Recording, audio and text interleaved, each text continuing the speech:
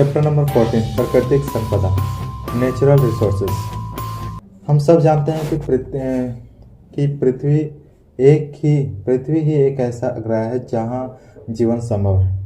पृथ्वी पर जीवन अनेक कारकों पर निर्भर करता है। हम यह भी जानते हैं कि जीवित रहने के लिए परिवेश, ताप, भोजन तथा जल की आवश्यकता होती है।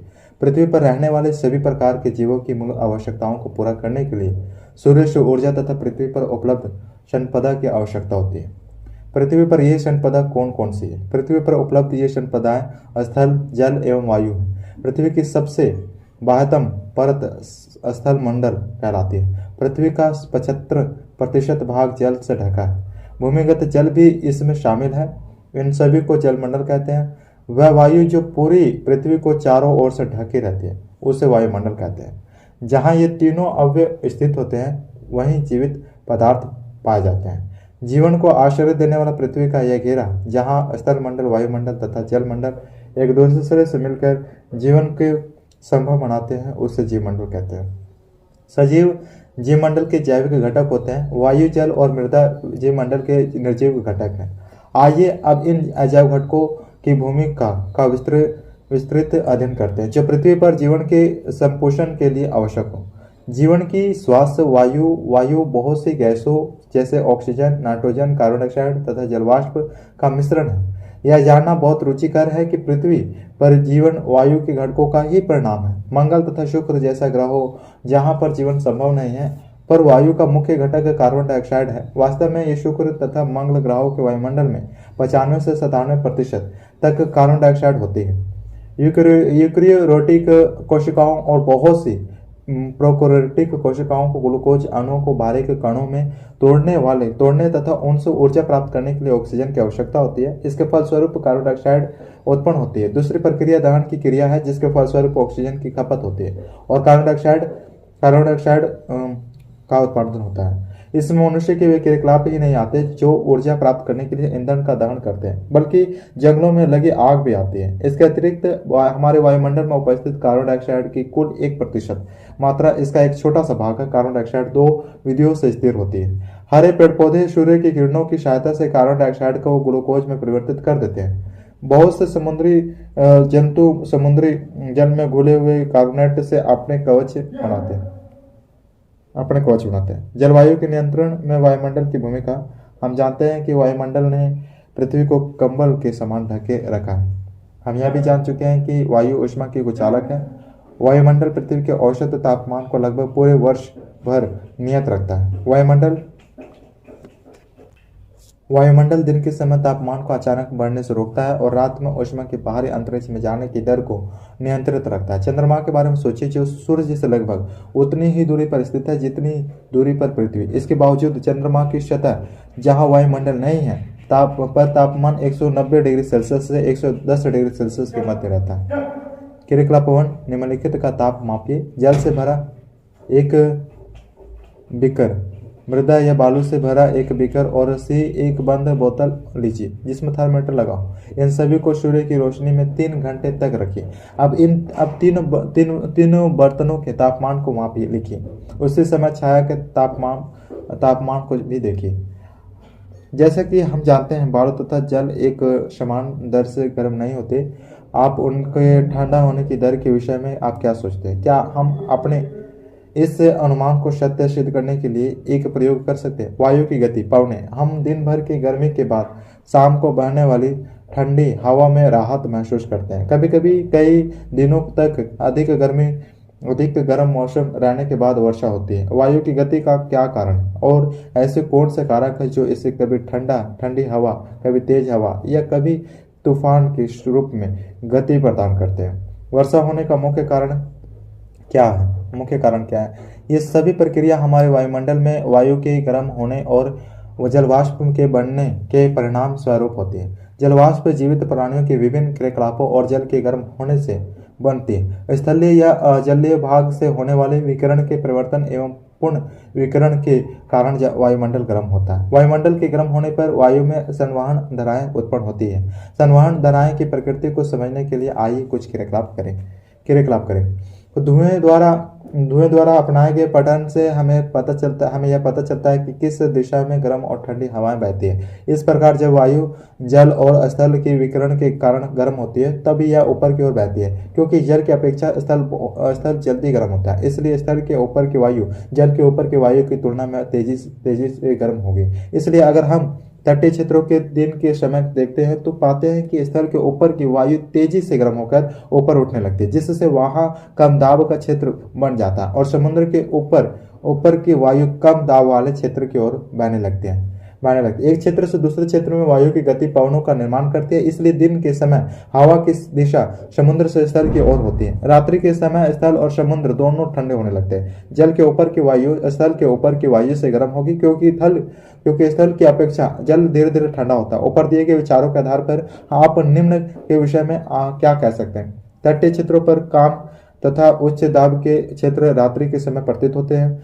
तो रात के समय तटीय क्षेत्रों में वायु की दिशा क्या होगी? अतः वायु की सभी गतियां विभिन्न वायुमंडलीय प्रक्रियाओं का प्रमाण है जो पृथ्वी के वायुमंडल के आसमान विधियों से गर्म होने के कारण उत्पन्न होती है। परंतु इन हवाओं को बहुत से अन्य कारक भी प्रभावित करते हैं, जैसे पृथ्वी की घूर्णन गति तथा पवनों के मार्ग में आने वाली विभिन्न पर्वत श्रृंखलाएं।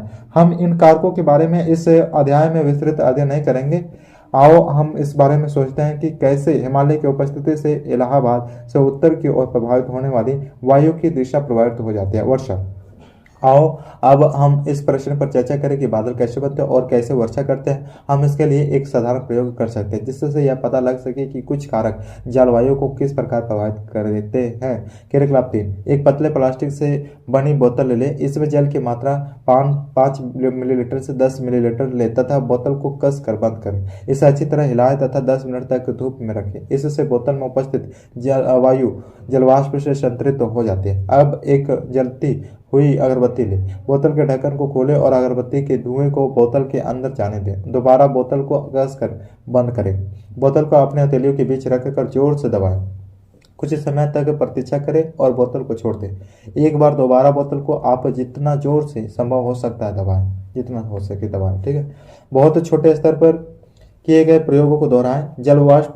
जब जलवाष्प से भरी हुई वायु उच्च दाब वाले क्षेत्र से कम दाब वाले क्षेत्र में या इसके विपरीत बहती है तब क्या होता है? दिन के समय जलीय भाग गर्म होकर बहुत अधिक मात्रा में जलवाष्प बन जाते हैं और जलवाष्प वायु में प्रभावित हो जाते हैं। जलवाष्प की कुछ मात्रा विभिन्न जैविक क्रियाओं के कारण वायुमंडल में चली जाती है। इससे यह वायु गर्म हो जाती है। गर्म वायु अपने साथ जलवाष्प लेकर ऊपर की ओर उठ जाती है। जैसे ही वायु ऊपर की ओर जाती है यह फैलकर ठंडी हो जाती है। ठंडा होने के कारण हवा में उपस्थित जलवाष्प जल की छोटी छोटी बूंदों के रूप में संघनित हो जाती है। जल का यह संघनन सहज होता है यदि कुछ कण नाभिक की तरह कार्य करके अपने चारों ओर बूंदों को जमा होने देते हैं। सामान्यतः वायु में उपस्थित धूल कण तथा दूसरे निलंबित कण नाभिक के रूप में कार्य करते हैं। एक बार जब जल की बूंदें बन जाती हैं तो वे संघनित होने के कारण बड़ी हो जाती है और वर्षा के रूप में नीचे की ओर गिरती रहती है।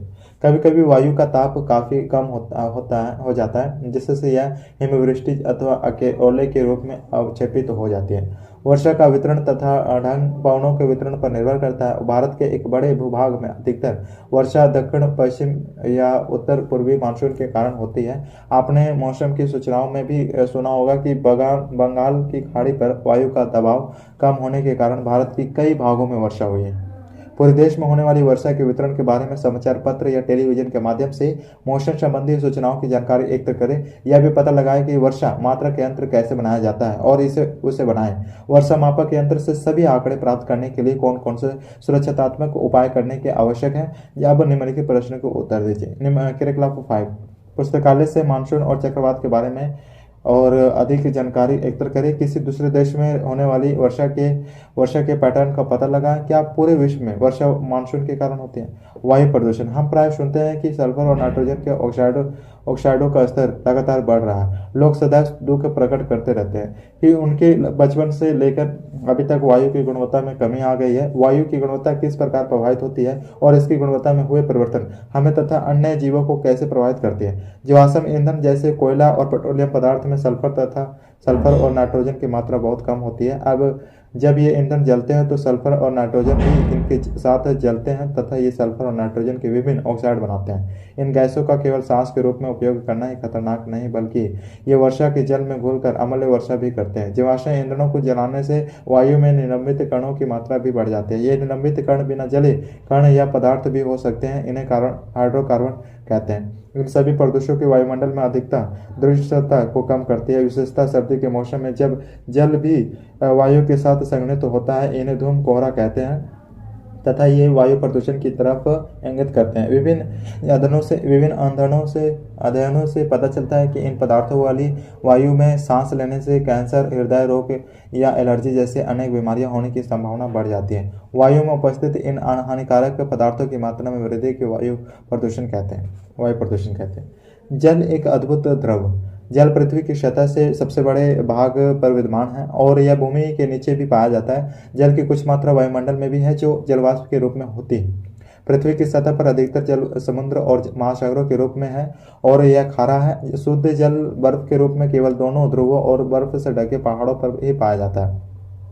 नदियों, झीलों और तालाबों से प्राप्त जल भी शुद्ध होता है। फिर भी विभिन्न स्थानों पर जल की उपलब्धता भिन्न भिन्न होती है। गर्मी के मौसम में अधिकतर स्थानों पर जल की कमी हो जाती है। ग्रामीण क्षेत्रों में जहां पर जल की आपूर्ति कोई व्यवस्था नहीं है, वहां के लोगों का अधिकतर समय दूर से जल लाने में ही व्यय होता है।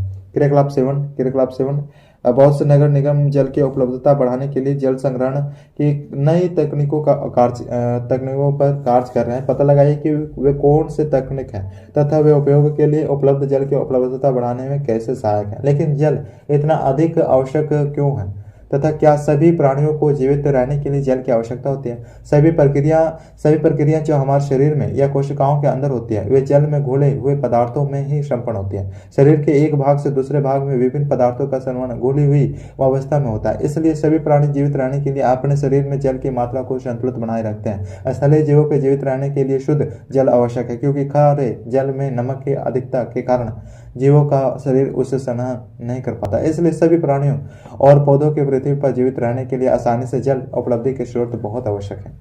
क्रियाकलाप नेट। किसी नदी, तालाब या झील के किनारे एक छोटे से स्थान को चुनिए। इस क्षेत्र के 1 वर्ग मीटर में पाए जाने वाले विभिन्न पौधों एवं जंतुओं की संख्या ज्ञात कीजिए। प्रत्येक स्पीसीज को अलग अलग गिनिए। इनकी तुलना सूखे और पथरीले भाग के उतने ही बड़े क्षेत्र में पाए गए जंतुओं और पौधों से कीजिए। क्या इन दोनों क्षेत्रों में पाए गए पौधों और जंतु एक ही तरह के हैं? क्रियाकलाप 9। अपने विद्यालय के समीप या किसी प्रयोग में न आने वाले भूमि के 1 वर्ग मीटर क्षेत्र को चुनिए और उसे चिन्हित कीजिए। उसी प्रकार उस क्षेत्र में पाए जाने वाले विभिन्न जंतुओं और पौधों तथा प्रत्येक स्पीशीज के जीवों की संख्याएं ज्ञात कीजिए। उसी स्थान की गणना वर्ष में 2 बार कीजिए, पहली बार गर्मी या सूखी के मौसम में और दूसरी बार बरसात के मौसम के बाद। उपरोक्त दोनों क्रियाकलापों से प्राप्त परिणामों को संकलित करने के बाद आप सोचिए कि क्या पौधे और जंतुओं के प्रकार तथा उनकी संख्या का संबंध जल की उपलब्धता से है, जो कि निश्चित या दिए हुए क्षेत्र में हो रहते हैं। अगर संबंध है तो बताइए कि आप किस क्षेत्र में जीवों के सबसे अधिक प्रकार और जीवन की उपलब्धता पाएंगे। 200 सेंटीमीटर वार्षिक वर्षा वाले क्षेत्र में या 5 सेंटीमीटर वार्षिक वर्षा वाले क्षेत्र में। वर्षा के पैटर्न वाले मानचित्र को ध्यान से देखिए और यह बताइए कि भारत के किस राज्य में सबसे अधिक जैव विविधता होगी और किस राज्य में सबसे कम। अनुमान की सत्यता जांच करने के लिए क्या हम किसी विधि का उपयोग कर सकते हैं? जल की उपलब्धता प्रत्येक स्पीशीज के वर्ग जो किसी विशेष क्षेत्र में जीवित रहने में सक्षम है की संख्या को ही निर्धारित नहीं करती, अपितु यह वहां के जीवन में पाई जाने वाली विविधता को भी निर्धारित करती है। यद्यपि जल की उपलब्धता ही केवल एकमात्र कारक नहीं है जो उस क्षेत्र में जीवित रहने के लिए आवश्यक है। तापमान और मिट्टी की प्रकृति जैसे दूसरे कारक भी काफी महत्वपूर्ण है, लेकिन जल स्थल पर जीवन का निर्धारण करने वाला एक महत्वपूर्ण कारक है। जल प्रदूषण जल उन उर्वरकों और कीटनाशकों को भी घोल लेता है जिनका उपयोग हम सदैव खेतों में करते हैं। अतः इन रासायनिक पदार्थों का कुछ प्रतिशत भाग जल में मिल जाता है। हमारे नगर या शहर के नाले का गंदा जल और उद्योगों का कचरा भी नदियों तथा झीलों में एकत्रित हो जाता है।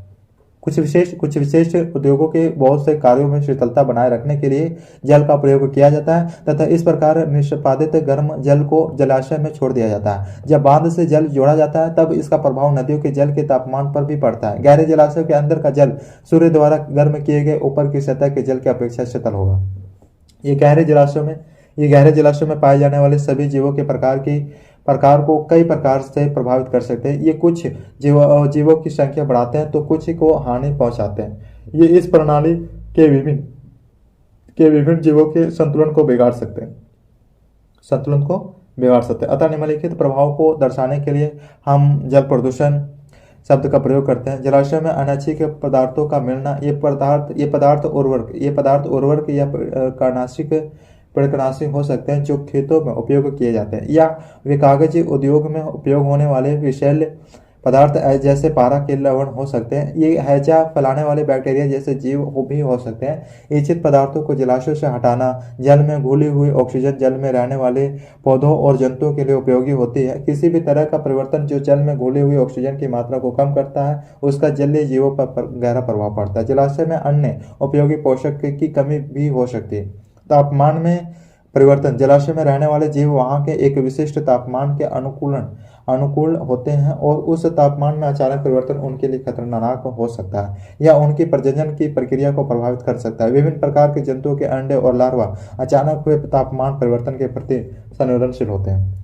मृदा में खनिजों की प्रचुरता, किसी एक क्षेत्र में जीवन की विविधता को निर्धारित करने वाला एक महत्वपूर्ण कारक मृदा है। लेकिन मिट्टी क्या है और यह कैसे बनती है? पृथ्वी की सबसे बाहर परत को भूपृष्ठ कहते हैं और इस परत से प्राप्त खनिज जीवों को विभिन्न प्रकार की पालन पोषण करने वाले उपयोगी तत्व प्रदान करते हैं। लेकिन यदि ये खनिज बड़े पत्थरों के साथ जुड़े होंगे तो ये जीवों को प्राप्त नहीं होंगे। लाखों वर्षों के लंबे समय अंतराल में पृथ्वी की सतह पर पाए जाने वाले पत्थर विभिन्न प्रकार के भौतिक, रासायनिक और कुछ जैव प्रक्रियाओं के द्वारा टूट जाते हैं। पत्थर के टूटने के बाद सबसे अंत में बचा माहीन कण ही मृदा है। लेकिन ये कौन से कारक है, प्रक्रिया है जिनसे मृदा बनती है? सूर्य दिन के समय सूर्य के ताप से पत्थर गर्म होकर प्रसारित हो जाते हैं तथा रात्रि के समय ये पत्थर ठंडे होकर संकुचित होते हैं क्योंकि पत्थर के सभी भाग असमान रूप से प्रसारित तथा संकुचित होते हैं। बार बार ऐसा होने से पत्थर में दरारें पड़ जाती है तथा अंत में ये बड़े पत्थर टूटकर पत्थर के छोटे छोटे टुकड़ों में विभाजित हो जाते हैं। जल दो प्रकार से मृदा के निर्माण में सहायता करता है। पहला, सूर्य के ताप के कारण पत्थरों में बनी दरार में जल आसानी से जा सकता है या जल बाद में जमकर दरार को और अधिक चौड़ा कर देता है। क्या आप सोच सकते हैं कि ऐसा क्यों होना चाहिए? दूसरा, बहते हुए जल से कठोर पत्थरों में भी दरार आ जाती है क्योंकि तीव्र गति के साथ बहता हुआ जल प्राय अपने साथ छोटे छोटे पत्थरों को बहा कर ले जाता है। ये छोटे पत्थर दूसरे पत्थरों के साथ टकराकर छोटे छोटे कणों में परिवर्तित हो जाते हैं। बहता हुआ जल पत्थरों के इन महीन कणों को अपने साथ ले जाता है और आगे जाकर निक्षेपित कर देता है। इस प्रकार मृदा अपने मूल पत्थर से काफी दूर वाले स्थान पर पाई जाती है। वायु जिस प्रकार बहते हुए जल में पत्थर एक दूसरे से टकराने के कारण टूट जाते हैं, उसी प्रकार तेज हवाओं से भी पत्थर टूट जाते हैं। जल की तरह वायु भी बालू को एक स्थान से दूसरे स्थान तक ले जाती है। जीव भी मृदा के बढ़ने की प्रक्रिया में सहायता करते हैं। लाइकेन जिसके बारे में हम पहले पढ़ चुके हैं, पत्थरों की सतह पर उगकर उन पर एक पत्थर पदार्थ छोड़ देते हैं जो पत्थर की सतह के चूर्ण के समान बनाकर मृदा की एक पतली परत बनाता है। अब इस सतह पर मोश जैसे दूसरे छोटे पौधे उगने में सक्षम होकर पत्थर को और अधिक तोड़ते हैं। कभी कभी बड़े बड़े पेड़ों की जड़ें पत्थरों में जाकर दरार को और अधिक चौड़ा कर देते हैं। क्लेक्राफ्टेन, कुछ मृदा लेकर उसे जल से भरे एक बीकर में डाल दे। जल की मात्रा ली गई मृदा की मात्रा में लगभग 5 गुना अधिक होनी चाहिए। मृदा और जल को मिलाए और फिर मृदा को नीचे जमने दें। कुछ समय पश्चात इसका अवलोकन करें। क्या बीकर के तल में मृदा परतों में विभाजित है? ये समझिए। अगर बीकर में परतों का निर्माण हुआ है तो किस प्रकार एक परत दूसरे परत में भिन्न है? क्या बीकर में जल की सतह पर कुछ तैर रहा है? क्या आप सोच सकते हैं कि कुछ पदार्थ जल में घुल गए होंगे? आप इसे कैसे करेंगे? जैसा कि आप देख चुके हैं मृदा एक मिश्रण है। मृदा में विभिन्न आकार के छोटे छोटे टुकड़े मिश्रित होते हैं। इसमें गले सड़े जीवों के टुकड़े भी मिले होते हैं जिसे ह्यूमस कहते हैं। इसके अतिरिक्त मृदा में विभिन्न प्रकार के सूक्ष्म जीव भी मिले होते हैं। मृदा के प्रकार का निर्णय उसमें पाए जाने वाले कणों के औसत आकार के आधार पर किया जाता है। मृदा के गुणों को उसमें पाए जाने वाले सूक्ष्म जीवों और उसमें उपस्थित ह्यूमस की मात्रा के आधार पर किया जाता है। ह्यूमस मृदा की संरचना का मुख्य कारक है, पर क्योंकि यह मृदा को सुदृढ़ बनाता है। ह्यूमस वायु तथा जल को भूमि के अंदर ले जाने में सहायक होती है। ले जाने में सहायक होती है। मृदा में पाए जाने वाले खनिज पोषक तत्व उन पदार्थों पर निर्भर करते हैं जिससे मृदा बनी है। किस मृदा पर कौन सा पौधा होगा यह इस बात पर निर्भर होता करता है कि उस मृदा में पोषक तत्व कितने हैं, ह्यूमस की मात्रा तथा उसकी गहराई कितनी है। इस प्रकार मृदा के ऊपरी परत जिसमें मृदा के कणों के अतिरिक्त ह्यूमस और सजीव उपस्थित होते हैं उसे ऊपरी मृदा कहते हैं। ऊपरी मृदा की गुणवत्ता जो इस क्षेत्र की जैविक विविधता को निर्धारित करती है एक महत्वपूर्ण कारक है। आधुनिक खेती में रासायनिक कीटनाशक और उर्वरकों का बहुत बड़ी मात्रा में उपयोग हो रहा है। लंबे समय तक इन रासायनिक पदार्थों का उपयोग करने से मृदा के सूक्ष्म जीव मर जाते हैं और मृदा की संरचना को नष्ट कर सकते हैं। ये सूक्ष्म जीव मृदा के पोषक तत्वों के पुनर्चक्रण भी करते हैं। ह्यूमस बनाने में सहायक भूमि में रहने वाले केंचुओं को भी ये समाप्त कर सकते हैं। अगर संपोषीय खेती नहीं की जाए तो उपजाऊ मृदा जल ही बंजर भूमि में परिवर्तित हो सकती है। उपयोगी कारकों का मृदा से अलग होना तथा दूसरे हानिकारक रासायनिक पदार्थों का मृदा में मिलना जो कि मृदा की उर्वरक क्षमता को कम करते हैं और उसमें उपस्थित जैविक विविधता को नष्ट कर देते हैं। इसे भूमि प्रदूषण कहते हैं। मृदा जिसे आज हम प्रत्येक स्थान पर देखते हैं वह लंबे समय अंतराल के बाद निर्मित हुई। यद्यपि कुछ कारक जो मृदा को एक स्थान से निर्मित करते हैं मृदा को किसी दूसरे स्थान पर स्थानांतरित करने के लिए भी उत्तरदायी हो सकते हैं। मृदा के महन कण बहती हुई वायु या जल के साथ स्थानांतरित हो सकते हैं। मृदा के सभी कणों के स्थानांतरित हो जाने पर कठोर पदार्थ शेष रह जाता है। इस प्रक्रिया में महत्वपूर्ण संपदा मृदा की हानि हो जाती है क्योंकि पत्थर की उर्वरता नगण्य होती है। क्रियाकलाप 11 एक ही तरह की 2 ट्रे लेकर उनमें मृदा से भर दीजिए। इनमें से एक में सरसों या मूंग अथवा धान या हरे चने का पौधा रोप दीजिए और दोनों ट्रे में तब तक पानी दीजिए जब तक कि वह ट्रे जिसमें पौधा रोपा गया पौधों की वृद्धि से ढक ना जाए। यह सुनिश्चित कीजिए कि दोनों ट्रे एक ही कोण पर झुकी हो। दोनों ट्रे में समान मात्रा में जल इस तरह डालिए कि जल बाहर की ओर निकल जाए। ट्रे से बाहर निकालने वाली मृदा की मात्रा का अध्ययन कीजिए। क्या बहने वाली मृदा की मात्रा दोनों ट्रे में समान है? अब कुछ ऊंचाई से दोनों ट्रे में समान मात्रा में जल डालिए। जितना जल आपने पहले डाला था उतनी ही मात्रा में जल 3 से 4 बार डालिए। आप अब पुनः मृदा की उस मात्रा का अध्ययन कीजिए जो ट्रे से बाहर चली गई है। क्या दोनों ट्रे में से मृदा की मात्रा समान है? पौधे की जड़ें मृदा के अपरदन इरोशन को रोकने में सहायक होती है। बड़े स्तर पर जंगलों का कटना जो कि संपूर्ण विश्व में हो न केवल जैविक विविधता को समाप्त कर रहा है बल्कि मृदा के अपरदन के लिए भी उत्तरदायी है। वनस्पति उत्पादन के लिए उपयोगी मृदा अपरदन की प्रक्रिया में तीव्रता से हट जाती है। यह पर्वतों और पहाड़ी वाले क्षेत्रों में तीव्र गति से होता है। मृदा अपरदन की इस क्रिया मृदा अपरदन को रोकने बहुत ही कठिन है। सतह पर पाए जाने वाली विभिन्न प्रकार की वनस्पति जल को परतों के अंदर ले जाने में महत्वपूर्ण भूमिका निभाती है। जैव रासायनिक चक्रण जीवमंडल में विद्यमान जैविक और अजैविक घटकों के बीच का समाचरण जीवमंडल को स्थिर और गतिशील रखता है। जीवमंडल के विभिन्न घटकों के बीच पदार्थों और ऊर्जा का स्थानांतरण इसी समाचरण के कारण होता है। आइए जीवमंडल में संतुलन बनाए रखने वाली क्रियाओं के बारे में थोड़ी चर्चा करें। जलीय चक्र आपने यह देखा होगा कि पहले जलाशय से जल का वाष्पीकरण और फिर संघनन के बाद वर्षा कैसे होती है, लेकिन हमने महासागरों और समुद्रों को सूखते हुए कभी नहीं देखा है। तो किस प्रकार जल इन जलाशयों में वापस आ जाता है? जिस प्रक्रिया द्वारा जलवाष्प बनता है और वर्षा के रूप में भूमि की सतह पर गिरता है और फिर नदियों के द्वारा समुद्र में पहुंच जाता है, उसे जलीय चक्र कहते हैं। यह चक्र उतना सरल नहीं है जैसे कि व्यक्त से प्रतीत होता है। वह सारा जल जो पृथ्वी की सतह पर गिरता है तुरंत समुद्र में नहीं चला जाता है। इससे कुछ जल मृदा के अंदर जाकर भूजल में मिल जाता है, कुछ भूजल झरनों के द्वारा भूमि की सतह पर आ जाता है।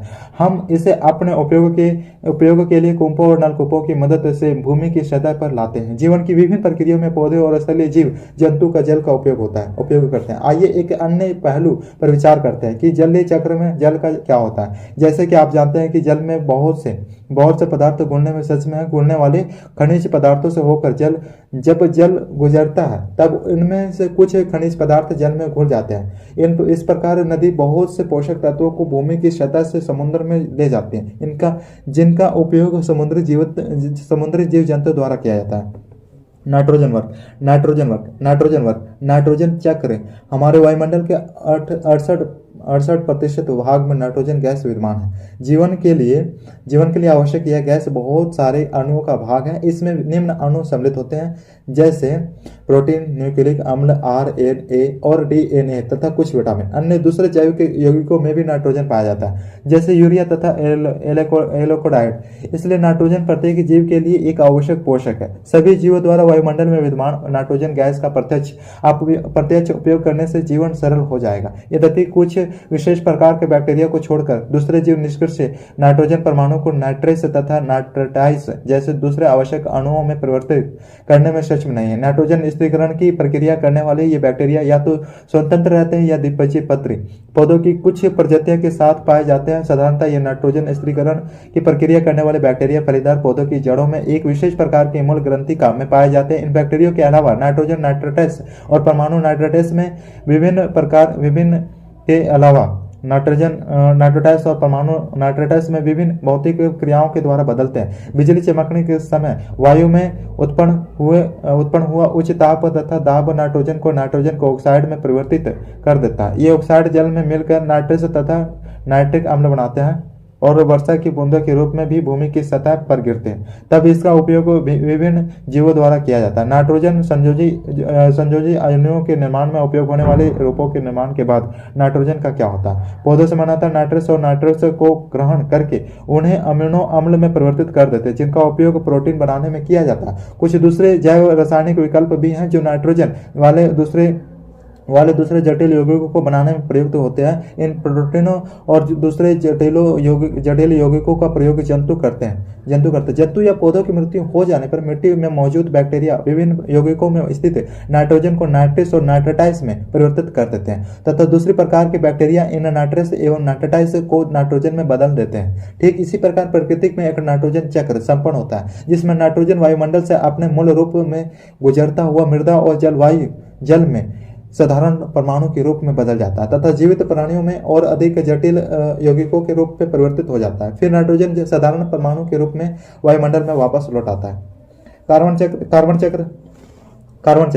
चक्र पृथ्वी पर कार्बन बहुत से अवस्थाओं में पाया जाता है। कार्बन के अपने दो मूल रूप हीरा और ग्राफाइट होते हैं। यौगिक के रूप में कार्बन वायुमंडल में कार्बन डाइऑक्साइड के रूप में कार्बोनेट और हाइड्रोजन कार्बोनेट के रूप में विभिन्न प्रकार के खनिजों में पाया जाता है, जबकि सभी जीव कार्बन आधारित अणु जैसे कार्बोहाइड्रेट, प्रोटीन, विटामिन, न्यूक्लिक अम्ल और वसा पर आधारित होते हैं। बहुत से जंतुओं के बाहरी और भीतरी कंकाल भी कार्बोनेट लवणों के बने होते हैं। प्रकाश संश्लेषण की क्रिया जो सूर्य की उपस्थिति में उन सभी पौधों में होती है जिनमें क्लोरोफिल होता है। इस क्रिया द्वारा कार्बन जीवन के विभिन्न प्रकारों में प्रविष्ट होता है। यह प्रक्रिया वायुमंडल में या जल में विद्यमान कार्बन डाइऑक्साइड को ग्लूकोज के अणुओं में परिवर्तित कर देती है। ग्लूकोज के ये अणु या तो दूसरे पदार्थों में बदल दिए जाते हैं या फिर ये दूसरे